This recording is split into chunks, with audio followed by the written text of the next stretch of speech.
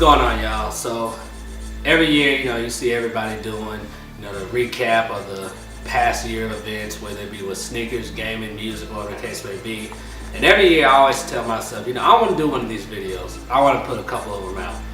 But I didn't get around to it, and I always end up doing it either late the next year afterwards, or I just never get around to it at all. So this year I'm being proactive. I hollered at my cameraman, my shooter, my best friend Cam, and I told him like, yo, I want to shoot this video, and I just want to get it up before 2015. 2014, in terms of the games on both the Xbox One and PlayStation 4, it were promising.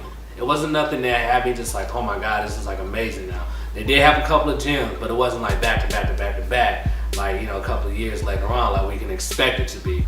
A couple of my top games, I'm just roll them out for y'all. Not even in particular order or number or anything like that, I'm just tell y'all. So one game that caught me off surprise was Sunset Overdrive.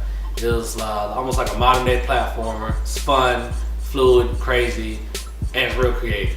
And it was the type of game I really didn't have any expectations for because I really didn't peep it at all like that. But once I checked it out, a couple people told me about it. I was like, let me play it. I was impressed. It was actually like a dope game. It was for the Xbox One. When the creators of Bungie, crazy hype for this year, and everybody was talking about it was Destiny. Now, Destiny is one of those type of games where you literally have to level up. And I love the game. It was fun. My only gripe about it was a lot of play, low reward, as opposed to somewhat play and high reward. Like I'll be playing for hours and now my gun can carry extra 2 bullets. I want something a little bit more than that. But overall, where the game shines at is the social aspect to it. Like you can get 2 of your friends and y'all can just be playing for hours on different missions, and really it's almost like a mini MMO. And if this shows the power of the consoles to what an MMO can be on the consoles, it's definitely gonna be a bright future ahead.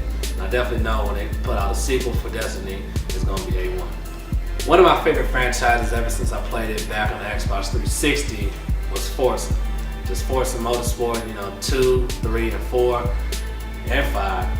But when they put out Forza Horizon, it kind of just changed the game to me because it was like I get the best of both worlds, having the realism of Forza Motorsports and the realism of Need for Speed. Forza Horizon 2, when it came out, I already knew I was going to love it. Didn't really need to get in depth to it, it's like I just knew. And it's a lot of end of year sales going on, like on Amazon, Best Buy. You can get the game for pretty cheap. So if you haven't played Forza Horizon 2, definitely suggest you go check it out. It's a fun racing game. And one of the best, probably the best racing game that's out in the next gens right now. They come out every year, and sometimes they have their hiccups, but they still manage to please the fans and please the masses and keep me playing. It's Call of Duty. Call of Duty Advanced Warfare.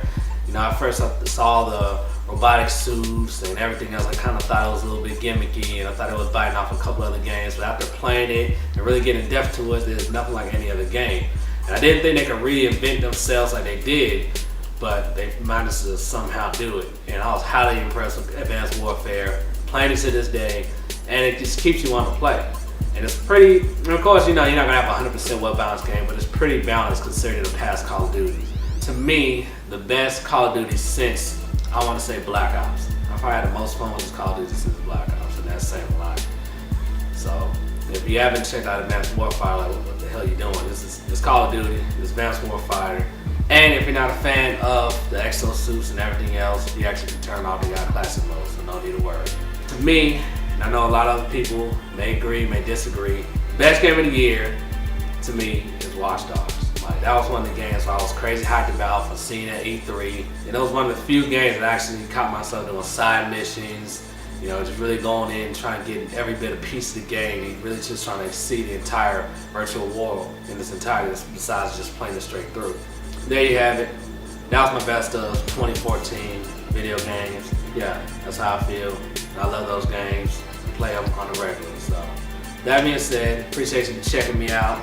Like I said, drop a comment, subscribe, like, and all that. Surgeon Pro, and we out of here.